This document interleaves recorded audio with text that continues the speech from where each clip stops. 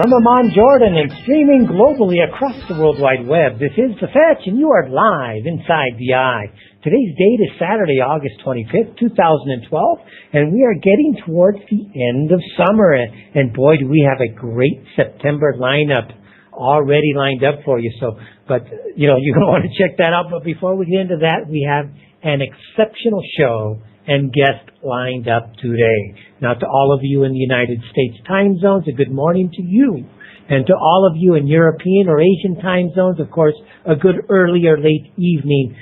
Even tomorrow, of course, if you're on the East Coast of Australia, I believe. So to all of you staying over from the Jeff Rense Radio rebroadcast, thanks for staying. And indeed, you are not going to want to miss the show today. Being as I am here in Amman, let's see here. Being as I am here in Amman, there's quite a lot of buzz going on. Now, the people here are very much into politics. Very, very much into politics. And being so close to the action here, of course, you get to hear a lot of different things. Now, people are split on this so-called Arab Spring, okay?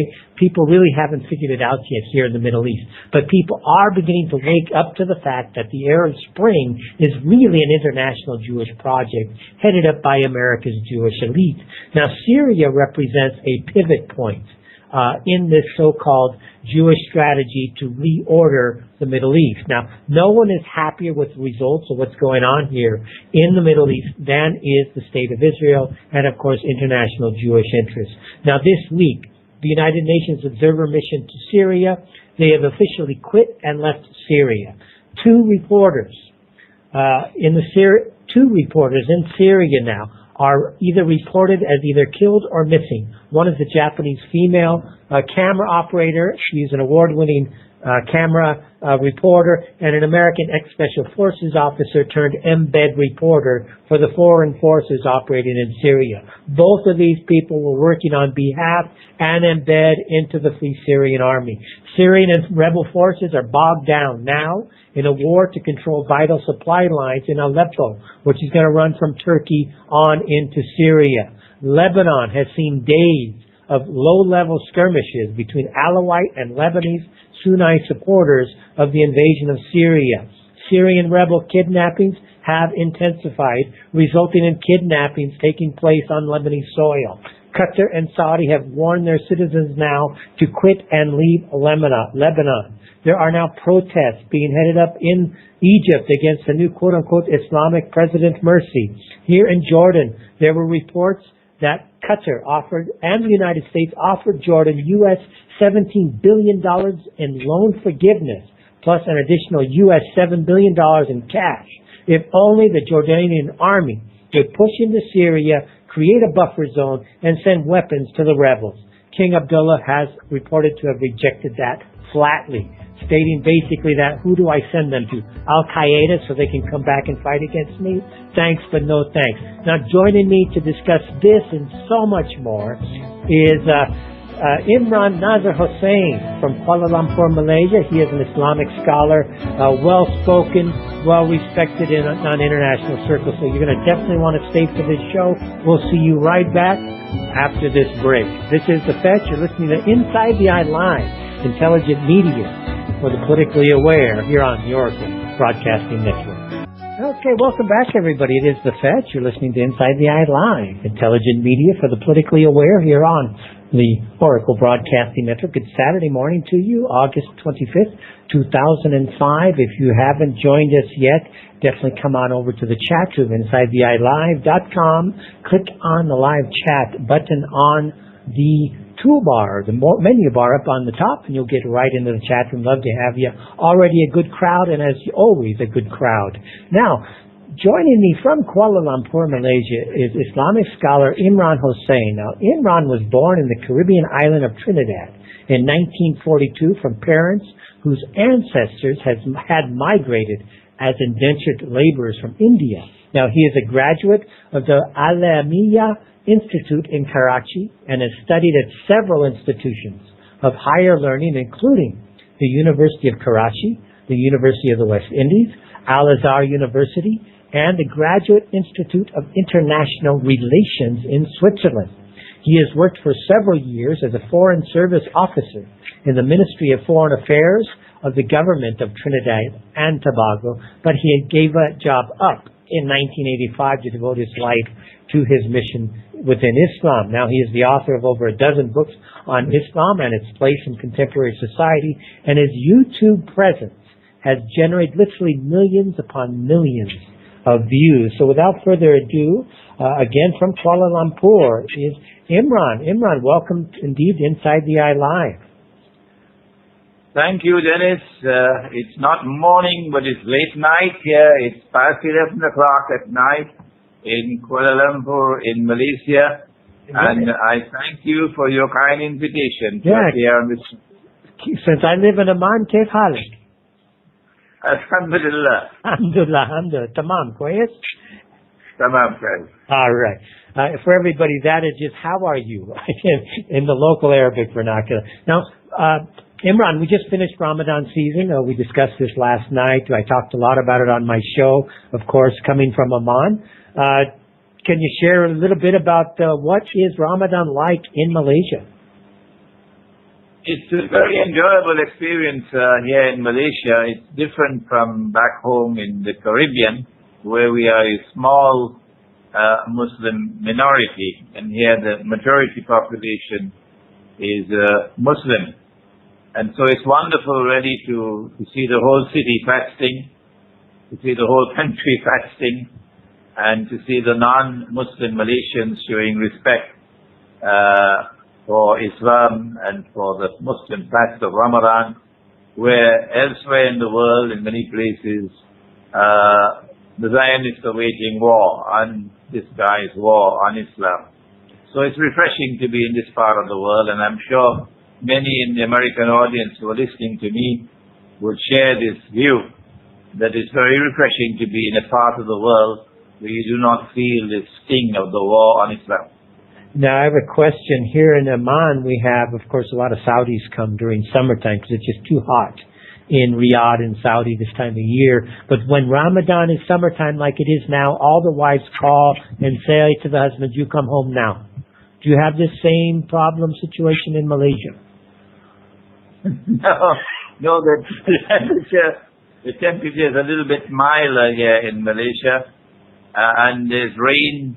One of the wonderful things about Malaysia and Southeast Asia is continuous rainfall all through the year, and so there's greenery all around.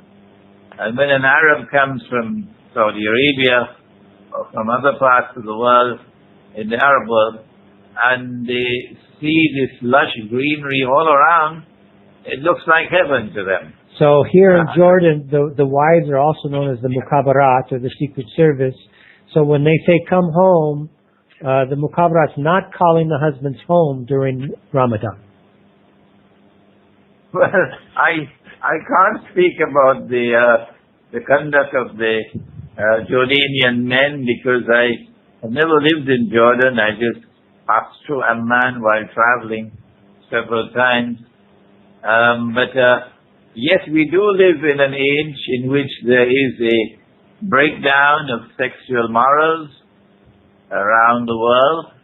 And thank God for Ramadan. There you go. For Ramadan, yes, Ramadan calls you back. There you go. Now you were telling me it's kind of like Thanksgiving and Christmas combined for Islamic society.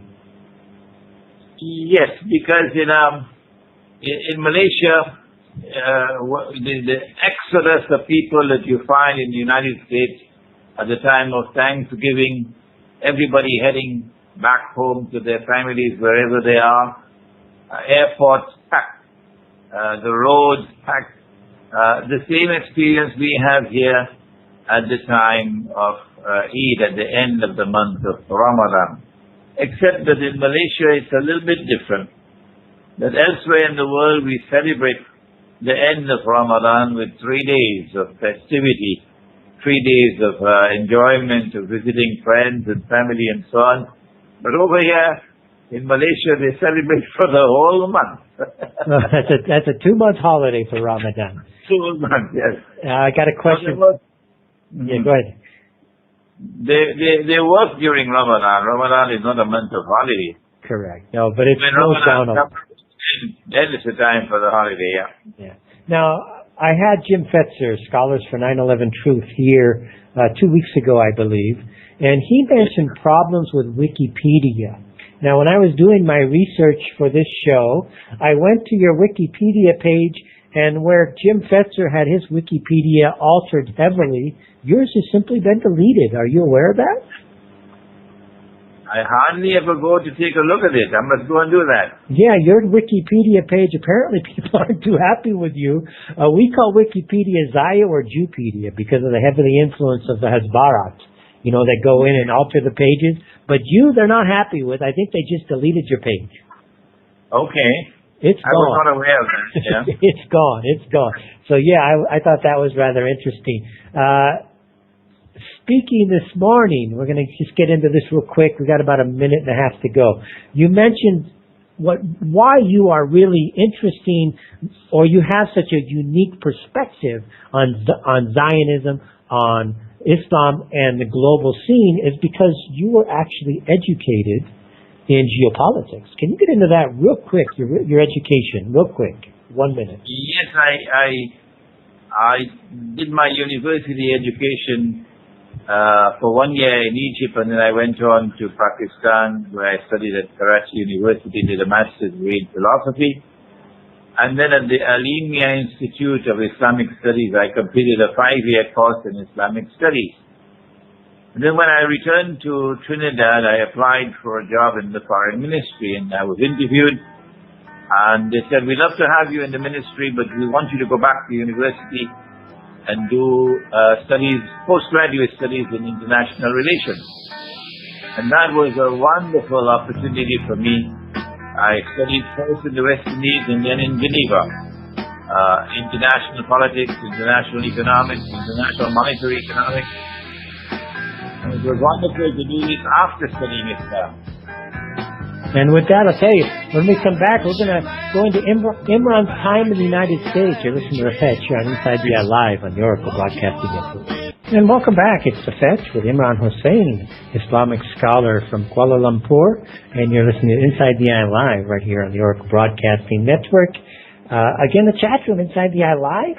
Click on the live chat button up there on the menu bar and come right in. As always, a very good crowd in the chat room. Imran, welcome back. Thank you.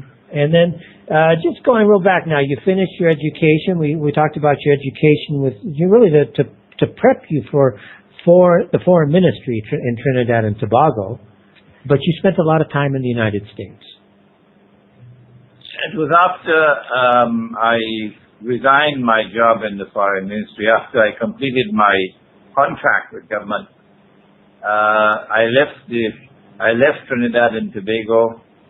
It's pronounced Tobago, not Tobago, huh? Tobago. Tobago, that's right. I went back to Pakistan to join the institute where I had studied as a student. And I survived for 2 years, and then I left and went to the United States. And I spent a total of 12 years in the United States, 2 in Miami and 10 in New York. Now, your time in New York, you were Director of Islamic Studies for the Joint Committee of Muslim Organizations of Greater New York. That's right. What was this period like with you in a city where you had to really deal with a lot of the Jewish influence, American Jewish influence? It was an extremely beneficial experience for me. I was very lucky. I don't know how many Islamic scholars get this kind of a luck that I had. To first study Islam and philosophy and then go to international politics and international economics and international monetary economics and the history of international relations, and then go to New York City, which was the center of the world at that time. And what time was this? Imran, when was this? I arrived in the United States in 1959 and I left in 2001. Okay. Total of about 12 years. But nearly every single Muslim community in the world have representatives in New York. You have Albanian Muslims, you have Muslims from Bosnia, you have Muslims from Egypt, from Bangladesh, from all over the world. And it was wonderful for me to be able to meet these people and to interact with them and to teach them and to go to their masajid, plural of masjid. In addition to that, I was fortunate to make contact with Christian organizations and with Jewish organizations. And they invited me to come to their synagogues. And I lectured in synagogues.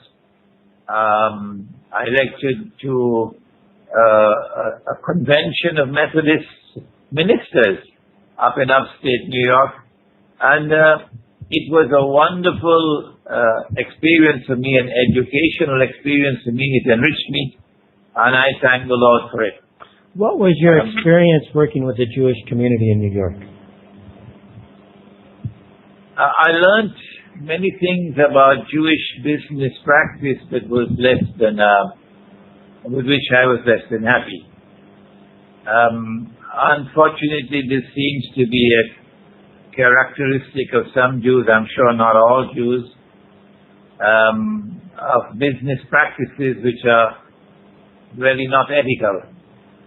And as a result, there was a considerable resentment in many parts of the world where Jews lived and did business, a kind of a one-way business.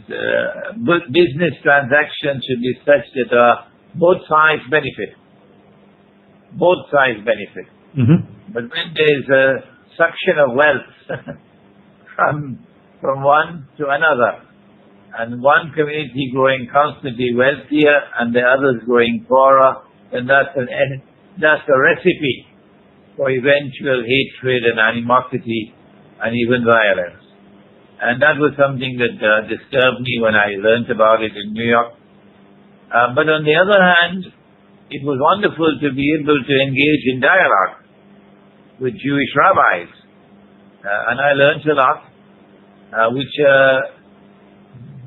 that experience that I had is now come to be very valuable for me at this late stage of my life, when we are now located at a moment in history, perhaps even more dangerous and more important than that in the summer of 1914, when the First World War began. And I think we are now...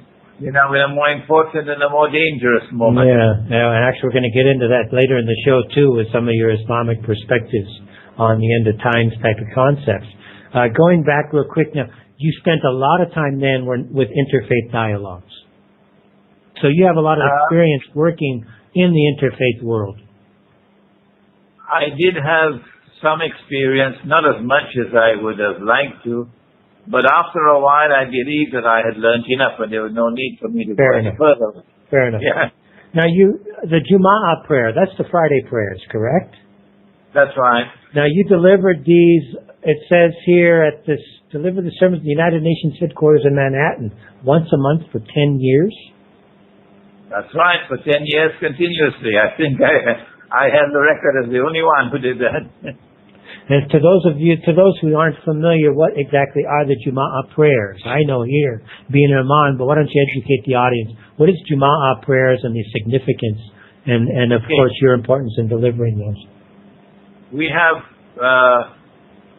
prayer which is private, that you perform in the privacy of your home or in lonely spots where the heart speaks directly to the Lord.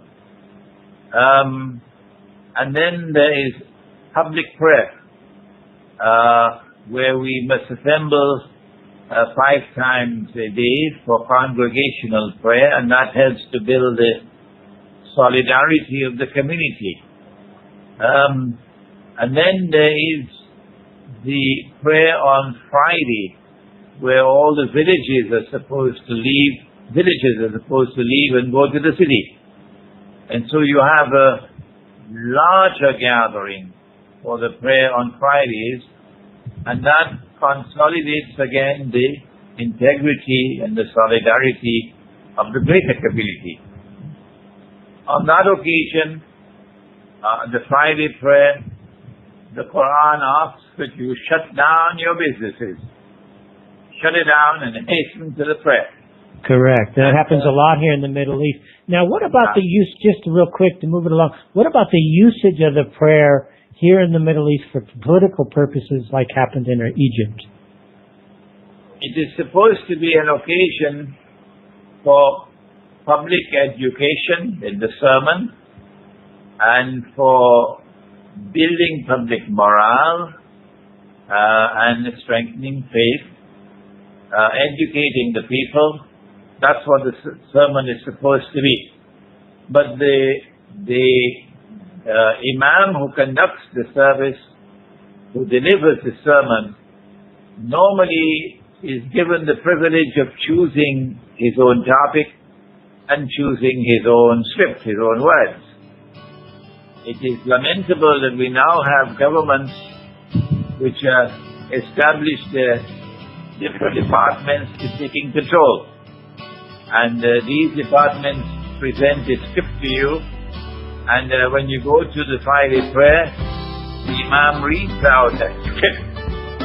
That's actually interesting, Imran. We're going into break. I didn't know that was actually going on. This is the Fetch with guest Imran Hosein here on Inside the Eye Live, intelligent media for the politically aware here on your broadcasting network. And welcome back. That's my favorite Saturday morning, Saturday afternoon song, Saturday in the Park. Welcome everybody. The temperature here in Amman, Jordan, we're about 31 degrees, 91 and a half Fahrenheit, if you're on the Fahrenheit scale, which I know a lot of you are, being in the States. Imran, oh, by the way, wind, we're about 14 kilometers. You'll have to do your own calculation. Imran, what's the weather like over there in Kuala Lumpur? It's a cool evening over here, rather it's a cool night over here. We're about the same temperature in the daytime. 91. What's your humidity like?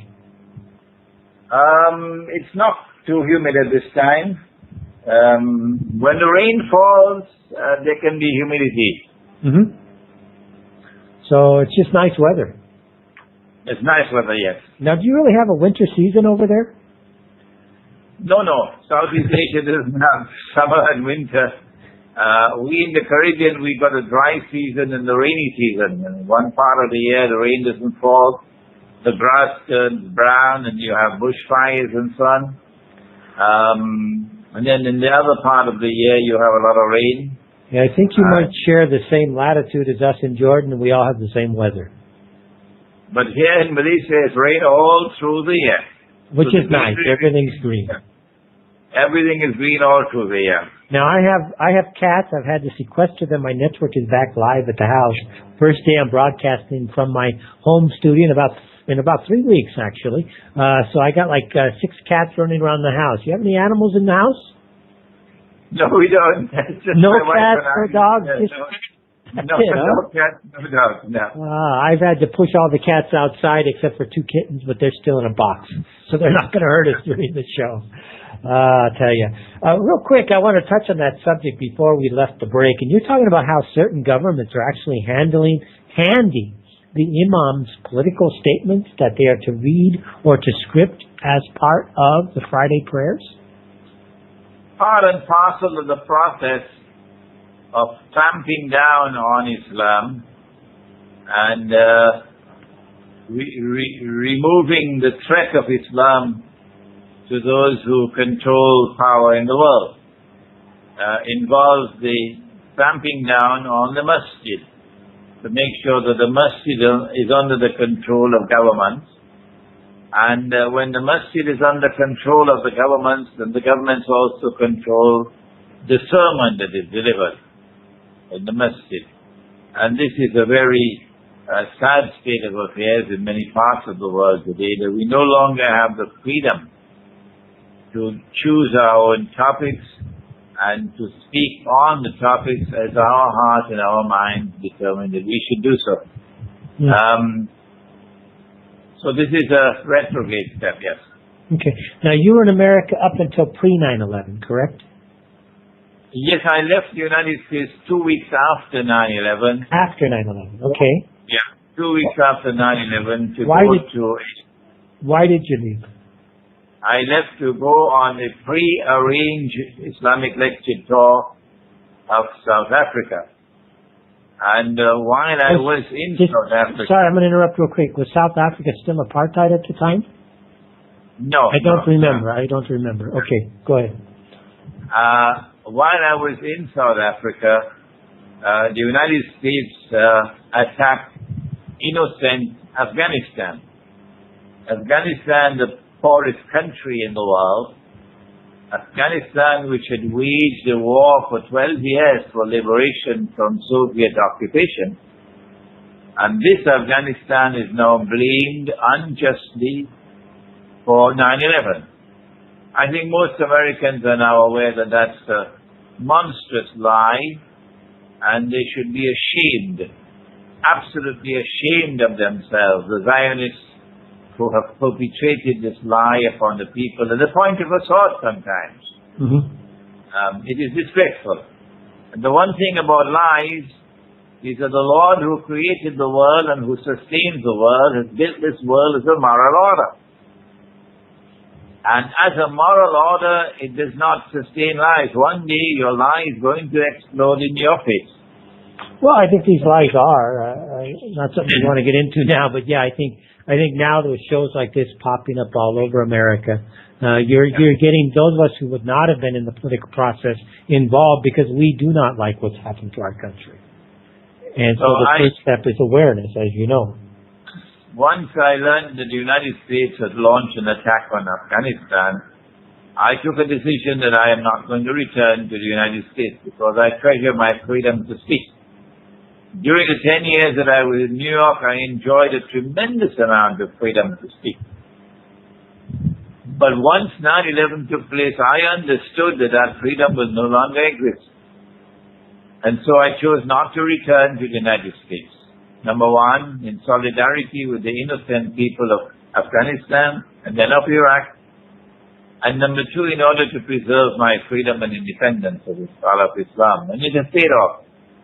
It has paid off because around the world today there's a growing recognition of the value of my scholarship. You know, when you left the United States, you obviously, anybody that spends a lot of time, you 12 years, but anybody who spends a lot of time in the United States really gets to understand the country and its people and the good part of the country. Do you have any emotions for the country that what the United States was and how it's become now?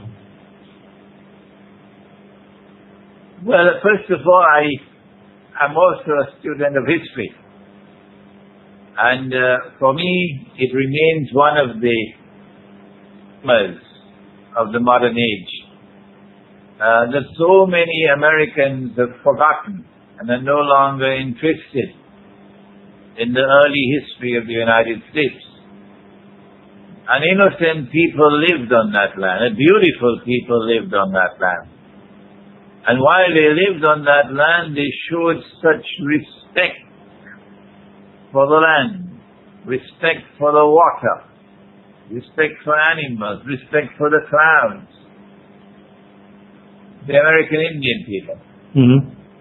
And that they should have been treated the way they were treated by those who came from Europe, who went Indian hunting the way they went buffalo hunting.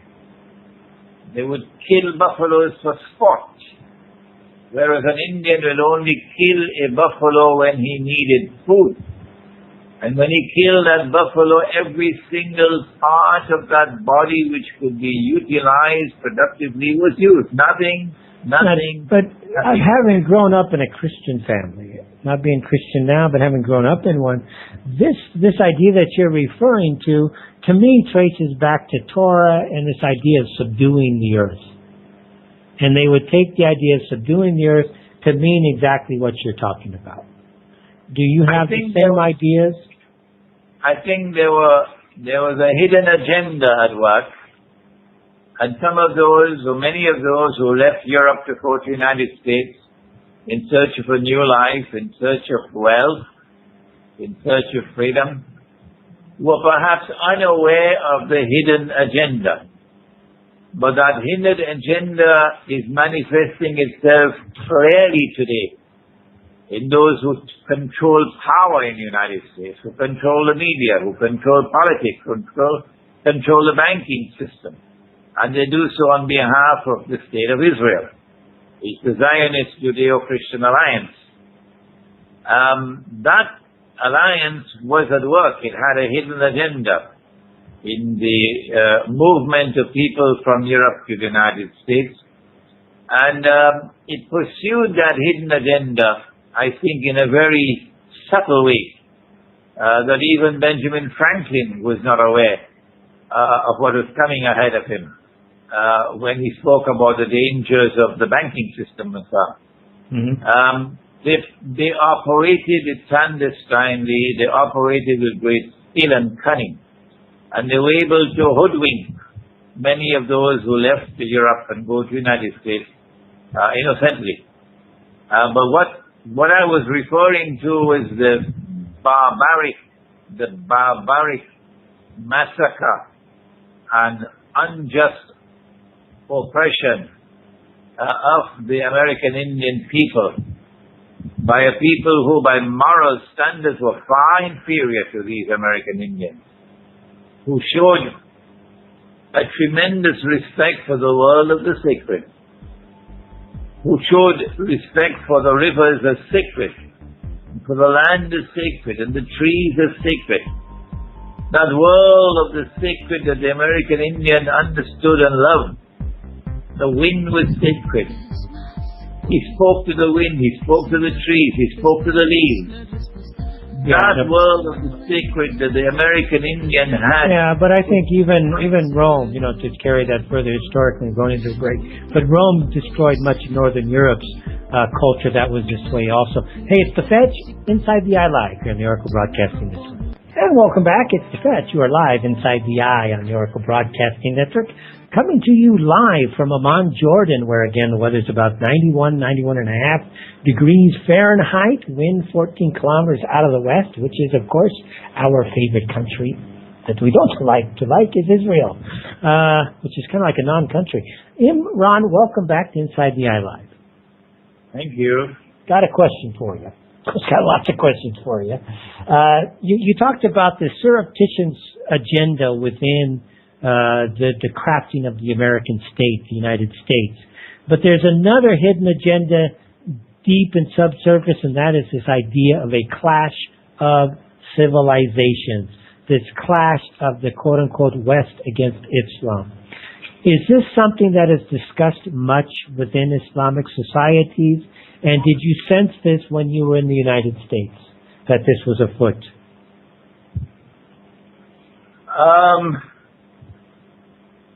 One could already perceive from the time of the European Crusades that there was an agenda of war on Islam which was restricted to Europe. It was not a Christian crusade. No, because no other Christians joined it.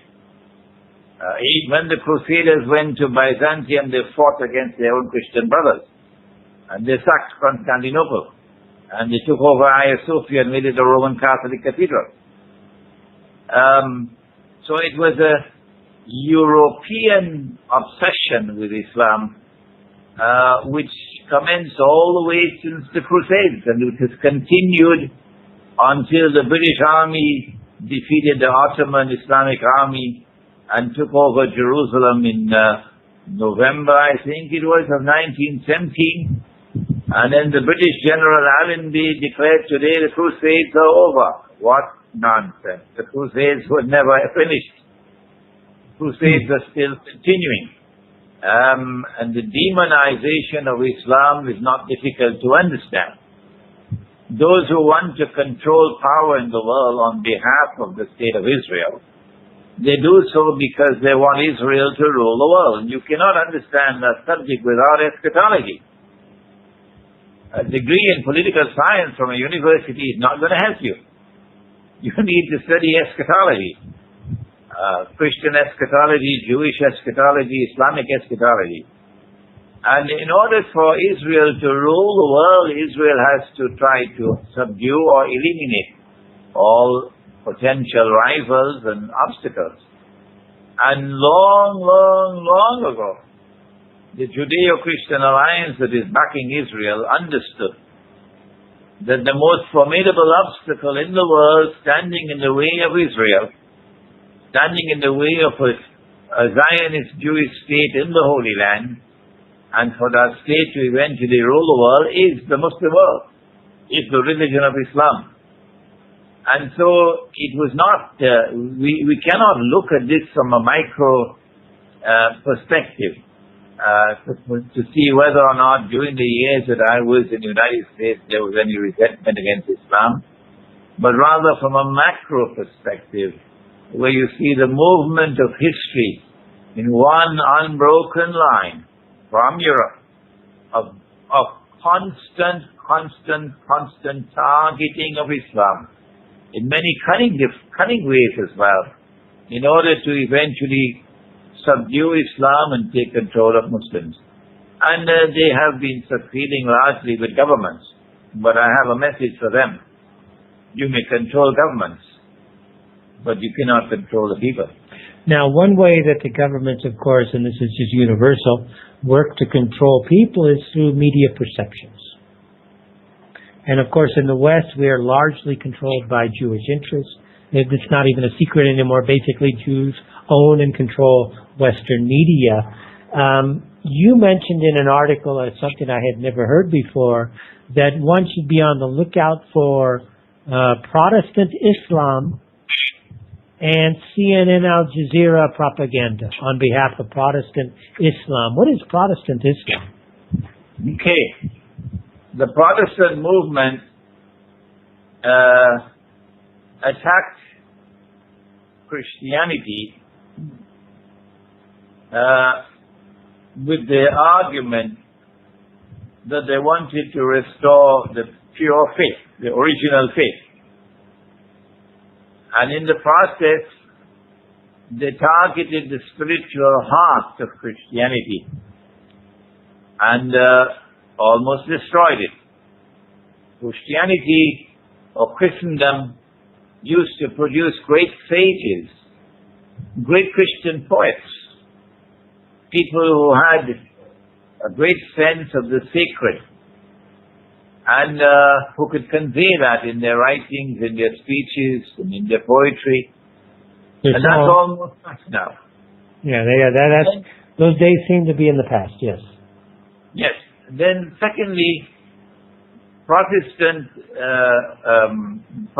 attack on Christianity reduced religion to the sacred text, the Bible, and insisted on a literal interpretation or literal understanding rather of the Word of God. And therefore religion became a matter of literally following the text. This led to a drying up of spiritual insight, a drying up of spiritual wisdom, and the creation of people who followed an epistemology that knowledge comes only from observation, and knowledge does not come internally from spiritual insight. Yeah. And so you lost the wondrous beauty of the religious way of life that presented to you vibrations that you could feel when you're in the presence of a holy person. And you are attracted to people who had holiness in them. And now you have the religious individual who does not show any magnetism at all in his personality. He's simply about the word, the written word. This has been a disaster for Christianity, because it allowed the hidden hand to then take control of these people like a Pied Piper and play tunes that they would have to dance to. And they've been dancing to those tunes for the longest while. And this was part of the reason why they were able to succeed. The hidden hand was able to succeed in forging the Judeo-Christian alliance, with, of course, the active participation of the Vatican. Christians had traditionally been very hostile to Jews because they accused them of having committed the ultimate crime of killing God himself. And now, lo and behold, we see this mysterious event in modern history of the emergence of a reconciliation between European Christians and European Jews, and the emergence of friendship and an alliance, a Judeo-Christian alliance, which is today, of course, a Zionist Judeo-Christian. And this alliance appears to be, from what I garner by your writings, in some type of alliance with Protestant Islam. The same phenomenon which was at work in Christianity, and incidentally also in Judaism, the Reform movement in Judaism, that same movement came to Islam to attempt to achieve the same results in Islam. What today is called the Wahhabi or Salafi Islam is what I refer to as Protestant Islam. So the Wahhabi is Protestant. That's the key. The Wahhabi, and they don't like the term Wahhabi, so they reinvented themselves as Salafi. Now I don't offer any blanket condemnation because I have Salafi students who are students of mine. So the same thing that happened to Protestant to Christianity is now taking place in Islam. And this is something, again, that I guess Islam will now have to deal with, as Christianity has already succumbed to this type of concept, which to me is a metaphysical war on the spirituality of people. You're listening to Fetcho with our guest, Imran Hosein. You're on Inside the Eye Live on the Oracle Broadcasting Network. We'll be right back. See you on the other side. And welcome back. Top of the hour, 7 o'clock p.m. Here locally in Amman, Jordan. I believe it's midnight in Kuala Lumpur, where our guest, Imran Hosein, is joining us from. Imran is, of course, an Islamic scholar, specializes much on Zionist issues, Islam and its contemporary place. Islam, speaking early this morning here in Amman, you were saying you have a unique perspective in Islam as among Islamic scholars precisely because of your education in geopolitics. Yes, one of the most important branches of knowledge now in the world is eschatology, the study of the end times. Our philosophy of history is one which proclaims that history is not meandering aimlessly, but there's a certain process of history and an end of history. And the end of history will witness the triumph of truth over falsehood and over all rivals. And that end of history will also witness the return of the true Messiah, Son of Mary. The most powerful voice in the world to have prophesied the return of Jesus is the voice of Muhammad. Allah's blessings be upon them both. And by my calculation, and I'm entitled to calculate, I'm entitled to anticipate. It's not that I am looking into the future and saying things that only God knows about. Of course not. I'm entitled to anticipate based upon the analysis of data. Every businessman does that, to anticipate business trends in the market, so why can't a scholar do the same thing? I anticipated, Dennis, more than 15 years ago that the US dollar was going to collapse. It must collapse. And that when it did collapse, it will bring down the American economy. And it will also bring down the entire world of paper money that came out of Bretton Woods. That's about to occur now. For sure, there's a lot of pressure to make it happen, that's for sure. What about the Arab Spring? This really seems to be the key in the Middle East. The Arab Spring is the key right now to whether this planet goes in a peaceful way or into a much more violent war scenario. In order to be able to penetrate the reality of the Arab Spring, you've got to go back again to the historical process and to eschatology. And this is where I was tremendously lucky to have not only studied Islamic studies, but also to study international politics, history of international relations, international economics, international monetary economics, etc. Because when I turned to eschatology, I found that not only did he prophesy the return of Jesus, and my estimate is we're probably about 25, 30 years away from that, he also informed us that prior to the return of Jesus, that Allah subhanahu wa ta'ala, Almighty God, was going to release into the world someone specially created by him, who's going to impersonate the true Messiah, known as a false Messiah. And in order for him to successfully impersonate the true Messiah, he's got to rule the world from Jerusalem. In order for him to do that, number one, he'd have to liberate the Holy Land for the Jews.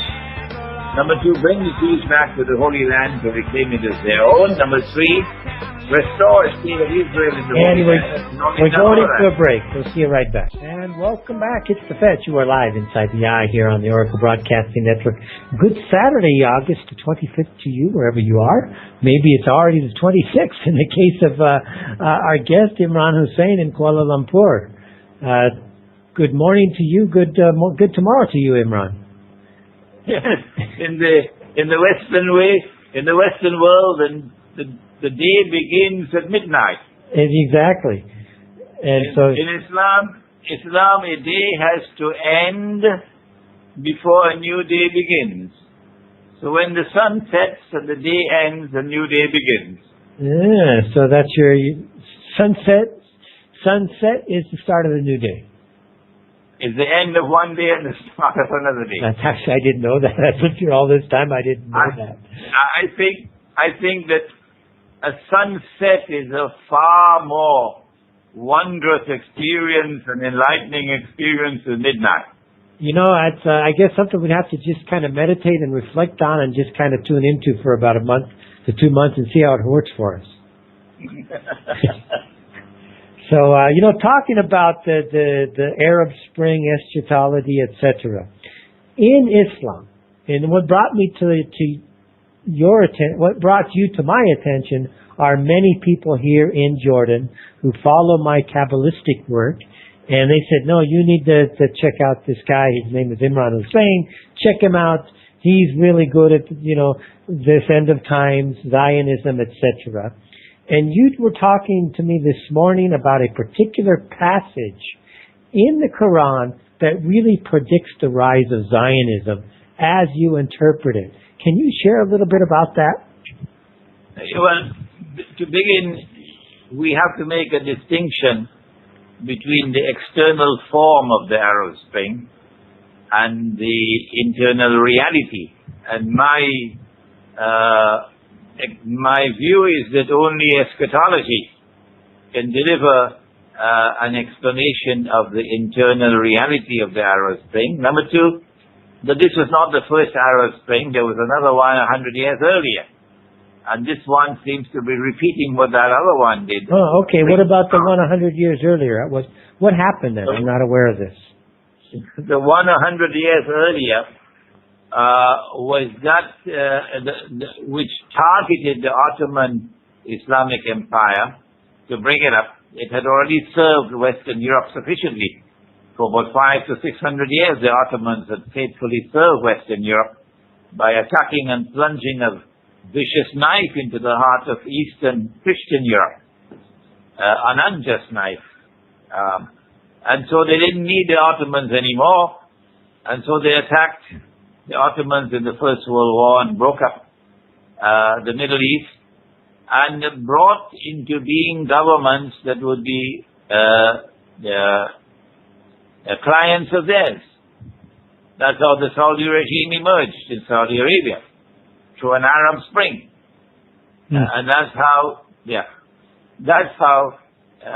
the Ottoman hold over Mecca and Medina was broken, and governments emerged that were clients of Britain, and eventually clients of the United States as well. In this Arab Spring, we see something a little different, and that is they are attacking governments which are not prepared to bend their knees to the Zionists. There was no Arab Spring in Saudi Arabia. No. Yeah, neither Qatar, neither Bahrain. Well, Bahrain, there was some legitimate, but they put that down pretty fast. Oh yes. And the Zionists are not worried about that at all. It is Libya and Syria who were attacked and targeted to bring down governments which were standing up to the Zionists. Now, what about in Quran? The idea of many people believe that the current political predicament we have was predicted in Quran. Yes, this is again eschatology. Okay.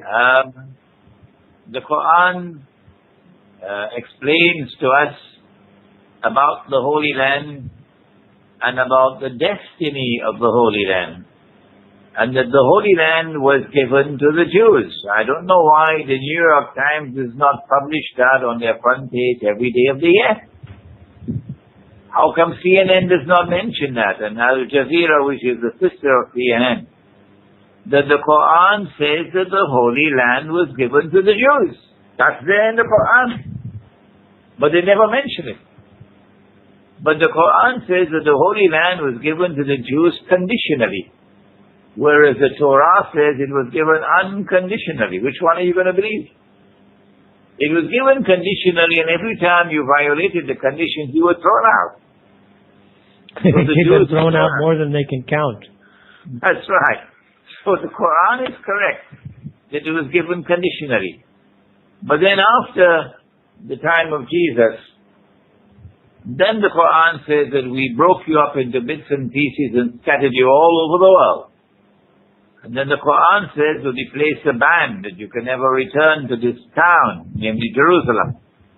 You cannot reclaim this town as your own until a certain moment comes in history. That is when Gog and Magog are released into the world, and with their indestructible power, they take control of power in the world and dispel out in all directions.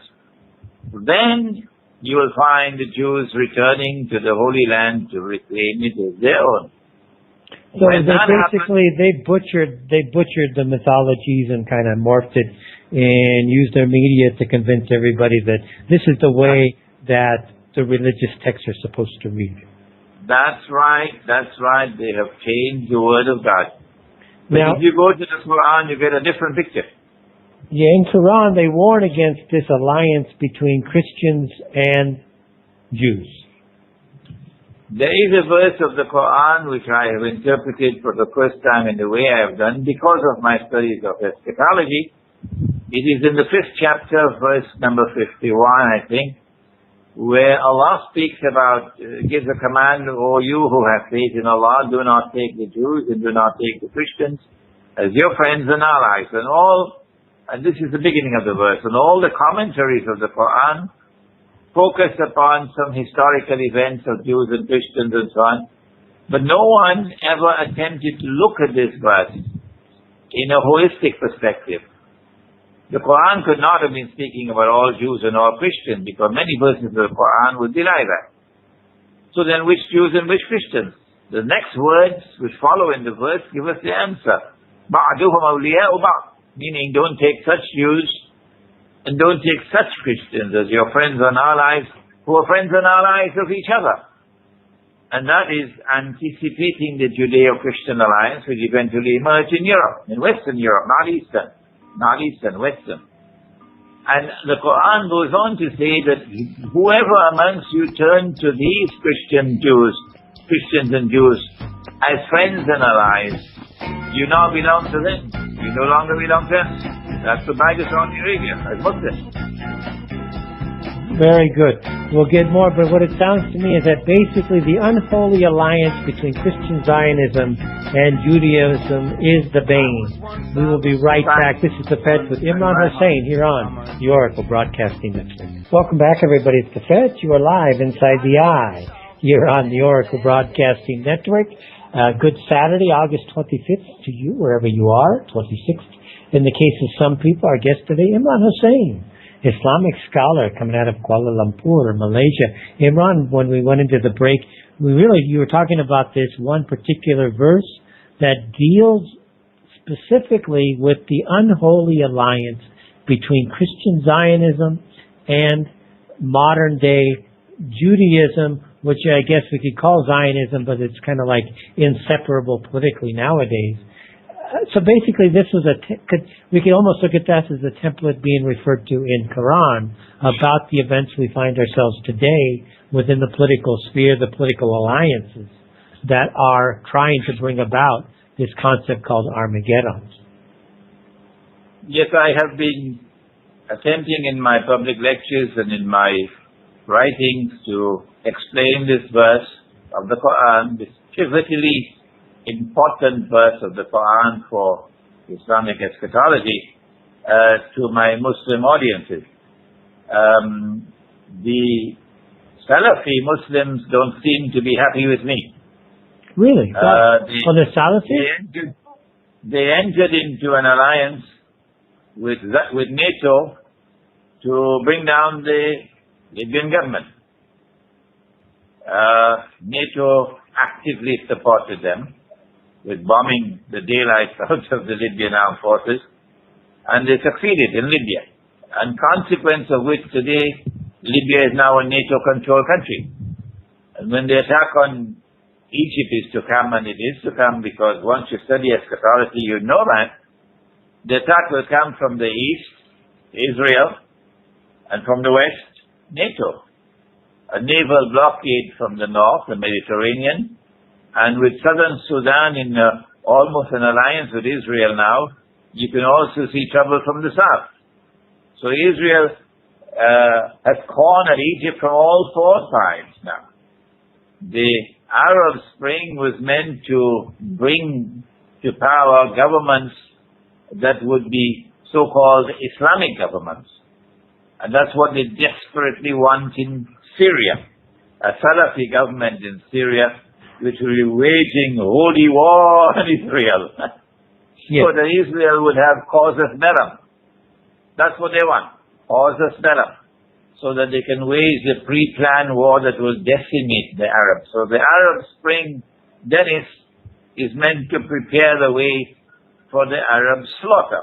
My Arab audience is going to be dismayed by these remarks of mine. But I've said it earlier. The Arab Spring is meant to prepare the way for the Arab slaughter. This verse of the Quran is pivotally important. I have interpreted this way for the first time ever in Islamic history. But as yet I do not have support from the established world of Islamic scholarship. Those who are not scholars of Islam, they are the ones who are almost totally in agreement with me. But I cannot seem to make a dent on the established world of Islamic scholarship, Dennis. Now, what about Russia? What's Russia's role? We see Russia playing a pivotal role in Syria. We see China playing a pivotal role in Syria. What is the role of Russia within Islamic eschatology? That's a very important question, Dennis. I wrote a book entitled An Islamic View of Gog and Magog in the Modern World, in which I came to the conclusion, prematurely so, that Russia was Magog and the Anglo-American Zionist alliance was Gog.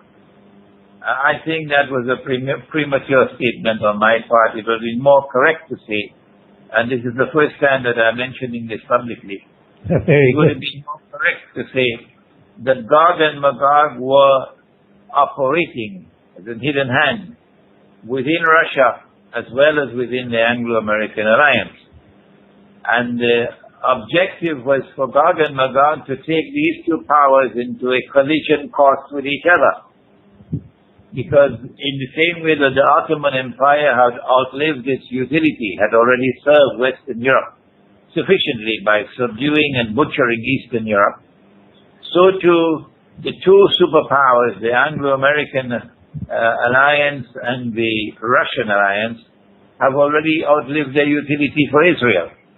Israel doesn't need them anymore. And so you leave... Well, I'll tell you, why do you say that? I mean, why do you say that?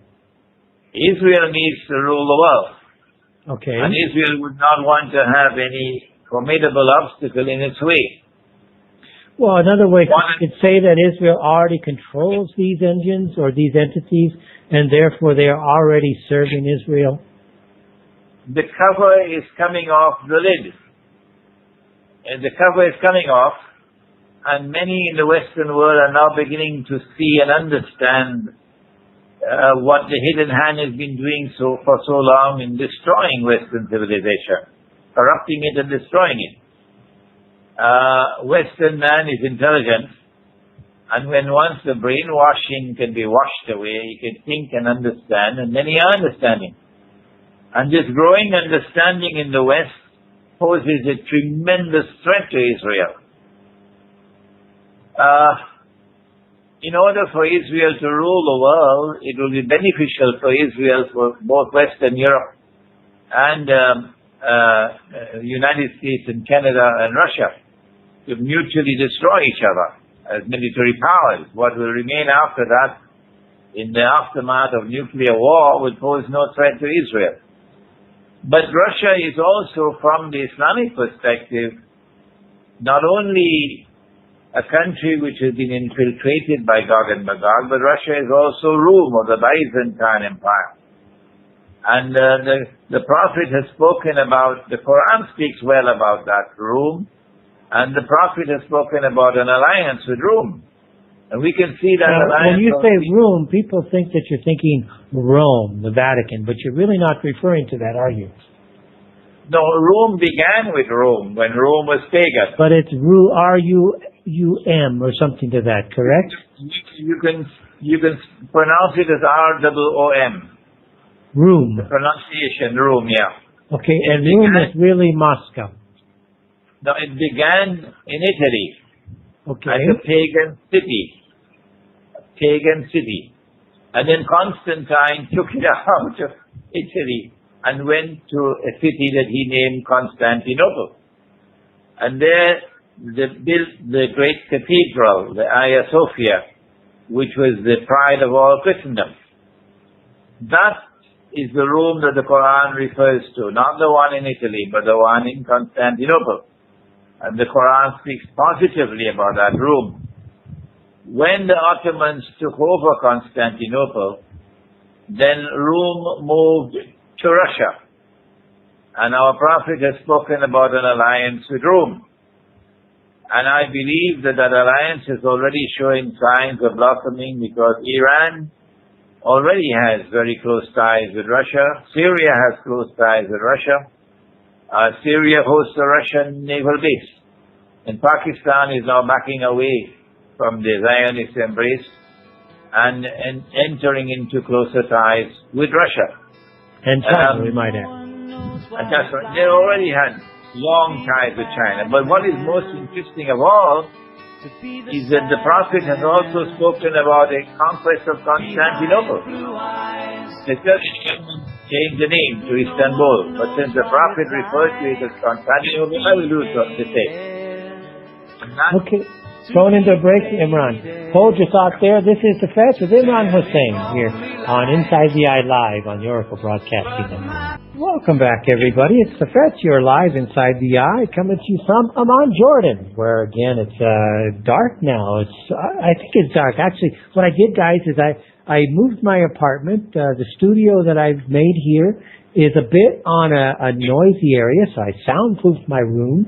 So actually, I can't see outside. You know, I've got deep foam covering all my windows so that we can keep all the background noise as much as we can to a minimum. I think it's working actually quite good. It was very cheap strategy here. Now, if you'd like to join us in the chat room, again, the Inside the Eye Live is the InsideTheEyeLive.com is the website, and just click on the live chats. Come on in. Still got a good crowd in there. Imran Hosein from Kuala Lumpur is our guest today. Imran, how about giving out your website and anything you want to quickly promote there? My website is www.imranhosein, IMRANHOSEIN.org. And we now have a bookstore at imranhosein.com. And we also have live streaming at imranhosein.tv. Really? You have your own TV station? Streaming television. That's good.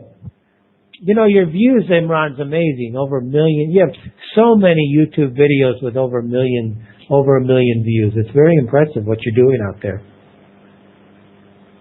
Well, the internet is a two-edged sword.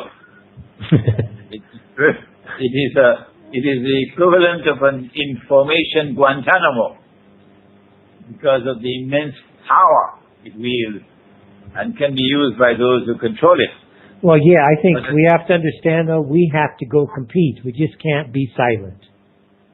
On the other hand, it has also given me an opportunity to reach audiences I could never have reached otherwise. Exactly. Only over the last 5 years, really.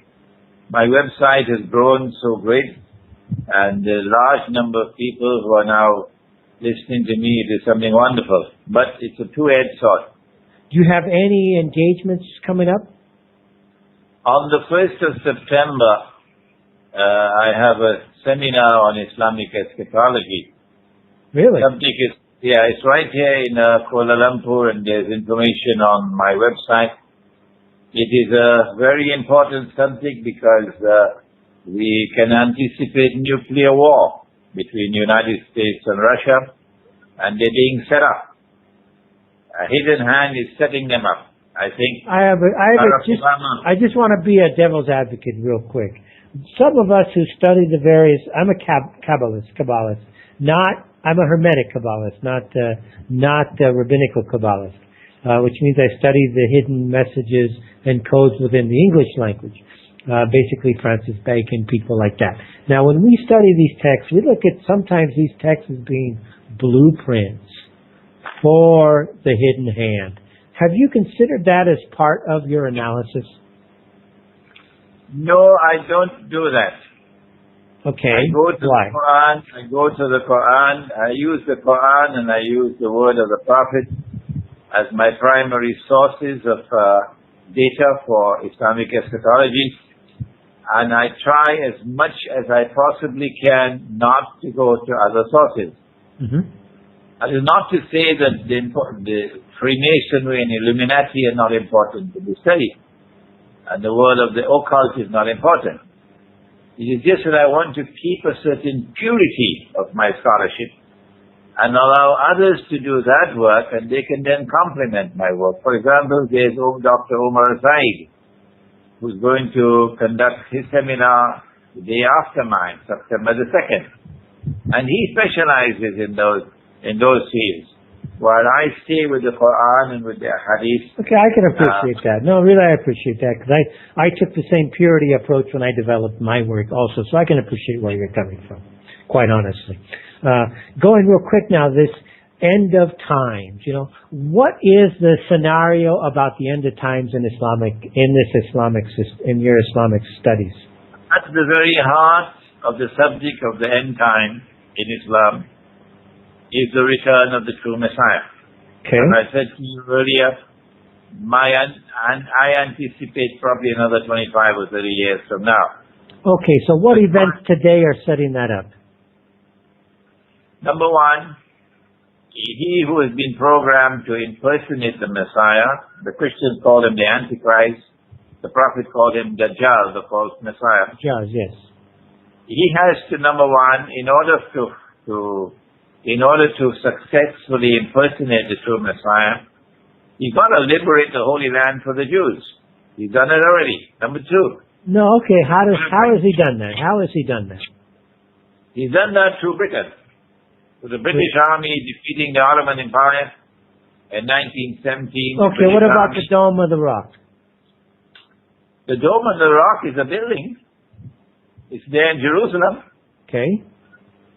Now, Jews believe that has to come down and they need to build their temple. And I've got many nice Templar friends who actually believe this philosophy. In order for the false Messiah to successfully impersonate the true Messiah, number one, he's got to liberate the Holy Land for the Jews. He's already done that. Number two, he's got to bring the Jews back to the Holy Land to reclaim it as their own. He's already done that. Number three, he'll have to restore a state of Israel in the Holy Land and get the Jews to believe that this is Holy Israel. He's already done that. Okay, can't argue with those. Number four, he's got to cause that state of Israel to replace the United States of America as the new ruling state in the world, and to impose what may be called Pax Judaica in succession to Pax Americana, in the same way that Pax America succeeded Pax Britannica. You know, what's interesting about that, Imran, is there's some 1920s, 1930s Kabbalistic codes that say the exact same thing. The passage from Pax Britannica to Pax Americana to Pax Judaica is a part of the study of history that cannot be penetrated without eschatology. In order for Israel to become the new ruling state in the world, she's got to bring down the United States. From the time Israel attacked Syria or Pakistan... Well, hasn't they made big inroads with the attack on 9/11? 9/11 was meant to prepare the way. Number one, for the destruction of Pakistan's nuclear weapons and nuclear plants. Because you put the blame on Afghanistan, and therefore you're sending your troops into Afghanistan from where you're trying for 10 years now to destabilize Pakistan. And they have succeeded to some extent in destabilizing Pakistan. But eventually they're going to have to move in and destroy the nuclear plants and nuclear weapons, because that poses too great a threat to Israel. In order for Israel to rule the world, she's got to bring down the United States, the US dollar and the US economy, and trap the United States in a war in which the United States can face defeat. I have mentioned these views of mine in several other interviews. That could be an attack which will cause Iran to retaliate by taking Bahrain. And then Israel, when Iran is threatening Saudi Arabia, the Saudi Arabia invoke a secret treaty they have with Is Iran strong enough to go after Bahrain? Oh yes, Iran can take Bahrain any day. Any day. It is when Iran takes Bahrain, which of course Israel will want Iran to take Bahrain. It is when Iran takes Bahrain and threatens Saudi Arabia that the trap would be set to force the United States to intervene on Saudi soil. And there the United States could face defeat. And then Israel will have to intervene to save the United States from defeat, and that will spell for the whole world to see the transfer of power. You saw a similar thing. I'll tell you what, as an American, we hear these stories. They're interesting, but it's very hard for an American to believe that Israel, which we see as basically a crappy little country, has the wherewithal to save anybody, even themselves. Well, you can ask every single American president over the last, how many 100 years, whether or not an American politician could win an election by standing up against Israel. Now this we would agree with you. Politically, it's impossible to defeat them right now. It's very difficult. The most powerful country in the world today. And no American politician can ever hope to win an election by standing up against Israel. And then you still say it's little Israel? Yeah, I'll tell you what, you make some tough points. I can't argue against. It's The Fetch with Imran Hosein here on the Oracle Broadcasting Network. Inside the Eye Live, intelligent media for politically aware. We will be right back right after this. All right, welcome back, everybody. This is The Fetch, Inside the Eye Live.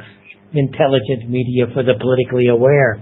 Last segment, what's turned out to be quite an informative show on eschatology, end of times discussion with our scholar Imran Hosein, who's really speaking about eschatology from an Islamic perspective.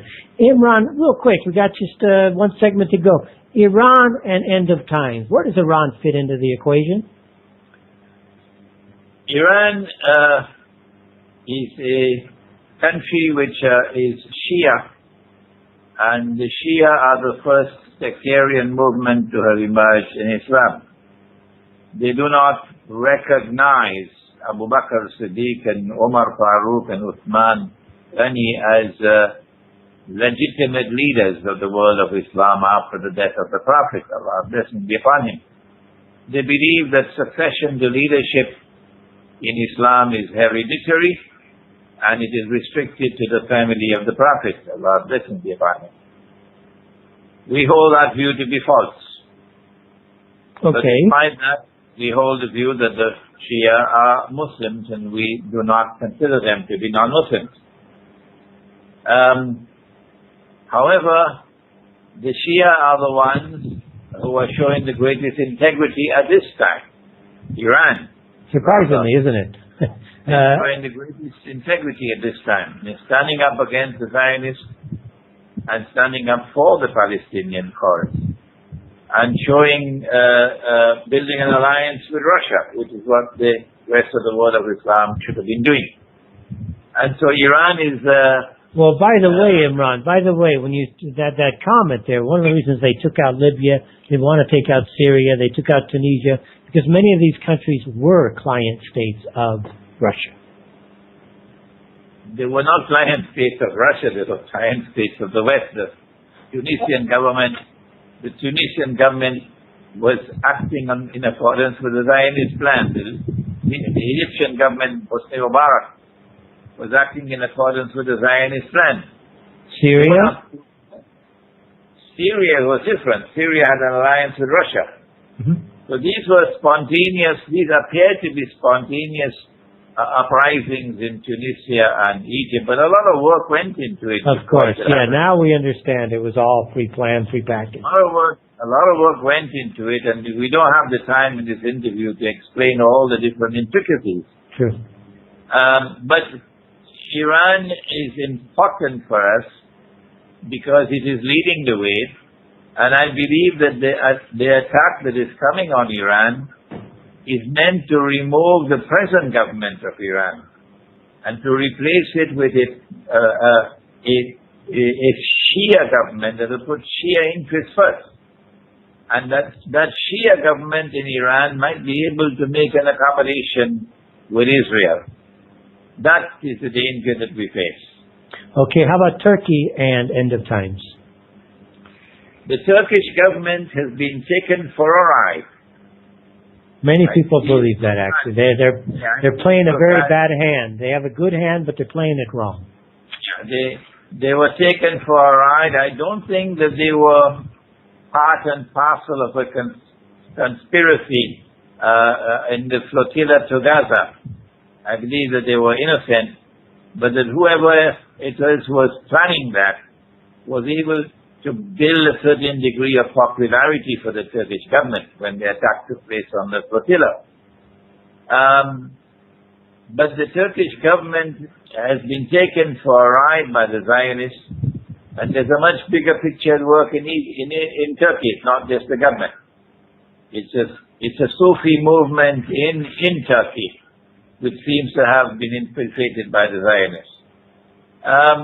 But I was saying earlier that our Prophet has prophesied the conquest of Constantinople. And the Turkish government can change the name to Istanbul and prohibit the use of the name Constantinople. But that's not going to affect us because Prophet Muhammad referred to it as Constantinople. And the reason why I believe the Constantinople is going to be conquered in an end-time conquest, which is coming, is because there are significant military implications. And that is that you break the hold of NATO over Constantinople. Israel's security is significantly linked with Constantinople, because the Russian Navy will have a passageway through the Bosphorus into the Mediterranean if NATO is removed from Constantinople. And so this end-time prophecy about a Muslim conquest of Constantinople, in my opinion, is meant to bring Rome into the picture. Rome will now take on Israel. And the Russian Navy, the nuclear-powered Russian Navy, will now get out of the Black Sea and into the Mediterranean to be able to head straight to Israel. Now, in your opinion, Jews, international Jewish organizations, Jewish political power in the United States and the Western world at large, they're working overtime to really drag the West into a war that will see its demise. Yes, but not all Jews. Not all Jews, but it's okay. We can use the term. I mean, it's our language. We can use the language as we want. There are Jews working overtime to make this happen, and they do represent the elite of their culture. They have already brought down the United States to its knees. The United States is just tottering at the moment. The US dollar is in a place called ICU, intensive care unit of a hospital. The United States dollar is going to collapse at any moment. And then it's going to have to be demonetized. And they have to replace it with some other money. I don't know what. But that will be temporarily until eventually electronic money takes over. And once electronic money takes over, governments have no control over money. The banking system controlled by the Zionists will now control money all over the world. So yes, they are bringing down the West. In Quran, is there any rationalism for this seeming hatred for Western ideology on behalf of Torah-related religion? Western civilization just entered on the stage of history a few hundred years ago. Correct, yeah. The Quran was revealed more than 1400 years ago. Yes, there are verses in the Quran which anticipate what has happened in the world, and I mentioned the verse about the Judeo-Christian alliance. There are other verses of the Quran which warn about materialism. Philosophy of materialism which will destroy the world of the sacred, and that has already taken place now. And modern Western civilization is at the vanguard of spreading materialism all over the world and destroying the sense of the sacred. All of these things are anticipated in the Quran. Real quick, you got the non-aligned movement in Iran this week. What do you see coming out of that? The non-aligned movement does not exist anymore in reality, just paper, because they're all aligned. And most of them are all aligned with United States. India, supposed to be a leader of the non-aligned movement. India is now Israel's most strategic ally in the world after the United States. You still consider India to be non-aligned? Interesting point. Yugoslavia was one of the leading states of the non-aligned movement. A conspiracy which cost the lives of lots of Bosnian Muslims. A conspiracy led to NATO's victory in Eastern Europe, with the breakup of Yugoslavia, which was essentially a victory for NATO, and then the emergence of these independent states, and NATO bases taking over all those parts of the world. So NATO is now in Eastern Europe with a very firm foothold. Now, Imran, we're actually out of time. Why don't you go ahead and give your website out one more time? The website is imranhosein.org. You can do a Google search for Imran Hosein, IMRAN HOSEIN. Okay. Check it out, guys. A wonderful guest. So much to see on YouTube. Imran Nazar Hosein or Imran Hosein. Imran, thanks for coming. It's the Fetch. You've been listening to Inside the Ad Live, intelligent media for the politically aware here on the Oracle Broadcasting Network.